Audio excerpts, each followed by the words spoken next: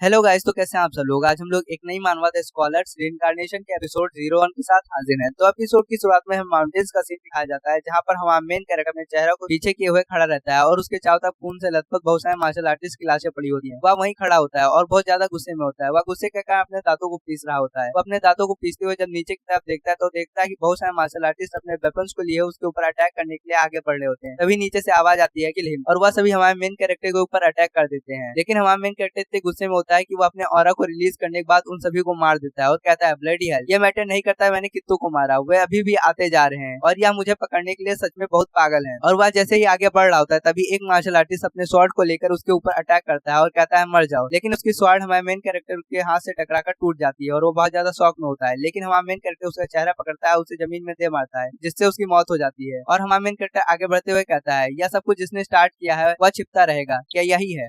इसके बाद हमारा मेन कैरेक्टर माउंटेन से जंप करते हुए नीचे की तरफ पड़ता है। तभी उन सारे लोगों में से एक कहता है रोको उसे, उसे उन तक मत पहुंचने दो। फिर हमें माउंटेन्स के नीचे कुछ बड़े बड़े मार्शल आर्टिस्ट को दिखाया जाता है। उनमें से एक आगे आता है और कहता है तुम सबने उसे पहले क्यों नहीं रोका। तभी हमारा मेन कैरेक्टर उसे कहता है यू पैथेटिक बास्टर, तुम्हें अपने जान के अलावा किसी की जान की परवाह नहीं है। और हमारा मेन कैरेक्टर अपनी third technique the storm says को एक्टिवेट करने के बाद तेजी से जंप करते हुए उन सभी मार्शल आर्टिस्ट को पार करते हुए उसके सामने आ जाता है और कहता है तो मैंने फाइनली तुम 10 मूर्खों को ढूंढ लिया। तभी वह आगे आया हुआ मार्शल आर्टिस्ट कहता है यू एरोगेंट बास्टर्ड, तुम्हारे मैनर्स कहाँ हैं। तब हमारा मेन कैरेक्टर उसका मजाक उड़ाते हुए कहता है तुम कैटफिश जैसे दिखने वाले बुड्ढे। और इसी के साथ वह दोनों अपने हाथों को टकराते हैं। लेकिन हमारा मेन कैरेक्टर उसके हाथों को मोड़ते हुए उसके चेहरे पर एक पंच दे मार जिससे उसकी गर्दन टूट जाती है और वह वहीं मर जाता है। तभी उसका आदमी कहता है मास्टर ची, और बाकी लोग कहते हैं इस डीमन ने उसे कैसे मार दिया। तभी उन सभी मार्शल आर्टिस्ट में से एक मॉन्क आगे आता है जिसके हाथ में माला होती है और वह कहता है हेवन और अर्थ संतुष्ट हो। तब हमारा मेन कैरेक्टर कहता है बुड्ढे, मैंने सच में यहाँ नहीं सोचा था कि तुम इनके साथ मिल जाओगे। तब वह मॉन्क कहता है इसके लिए बहुत देर हुई। तब हमारा मेन कैरेक्टर कहता है कि हम अच्छे कंपेनियंस हो सकते थे लेकिन अब एनिमी हैं। आप तो गार्डियन ऑफ द शाओलिन हो जो पाथ ऑफ निर्वाण टू बुद्धा पर चलता है और अब इस जैसे आदमी के साथ घूम रहे हो। तब वह सामने वाला मार्शल आर्टिस्ट गुस्से के कारण उसके ऊपर अटैक करने की कोशिश करता है। लेकिन हमारा मेन कैरेक्टर अपने ऑरा को रिलीज करने के बाद उसको घुटने पर ला देता है जिससे उसके मुंह से खून आने लगता है। और हमारा मेन कैरेक्टर उससे कहता है कि तुम हर तरह की परेशानी खड़ी करते हो फिर भी अपने आप को बुराई को मिटाने वाला रक्षक मानते हो। तब वह उठने की कोशिश करता है और कुछ बोलने की कोशिश करता है। तभी हमारा मेन कैरेक्टर आता है और उसको उसके बालों से पकड़ता है और कहता है तुम्हारी इतनी हिम्मत, तुम मेरे सामने अभी भी बोलने की कोशिश कर रहे हो जबकि तुम मरने वाली हो। तुम्हारी तो इतनी भी औकात नहीं है कि तुम किसी मछली को पकड़ने के लिए चारे बन सको। और उसे अपने घुटने से मारता है जिससे उसके मुंह से और खून आने लगता है और वह नीचे हमारा मेन कैरेक्टर उसको मारने के बाद आगे बढ़ता है। तभी वहां से दो मार्शल आर्टिस्ट और आगे आते हैं और हमारे मेन कैरेक्टर के ऊपर अपने वेपन से अटैक कर देते हैं। लेकिन हमारा मेन कैरेक्टर उनके वेपन्स को अपने हाथों से पकड़ता है और उन लोगों से पूछता है तुम दोनों कैसे हो। उसके बाद अपने पाम से अटैक करते हुए उन लोगों से कहता है तुम लोग के अंदर कोई भी इंडिविजुअलिटी का सेंस नहीं है। और तभी उन दोनों को मारने के बाद वह जब आगे देखता है तो वह देखता है कि वह बुड्ढा मॉन्क अपने आप को गोल्डन लाइट में चार्ज करने के बाद उसकी तरफ आगे बढ़ रहा होता है और आकर के उसको उसकी कमर से पकड़ लेता है। तभी हमारा मेन कैरेक्टर उसको मारते हुए कहता है तुम ऐसा नहीं कर सकते। तभी वह मॉन्क जंप करते हुए हमारे मेन कैरेक्टर के साथ आसमान में चला जाता है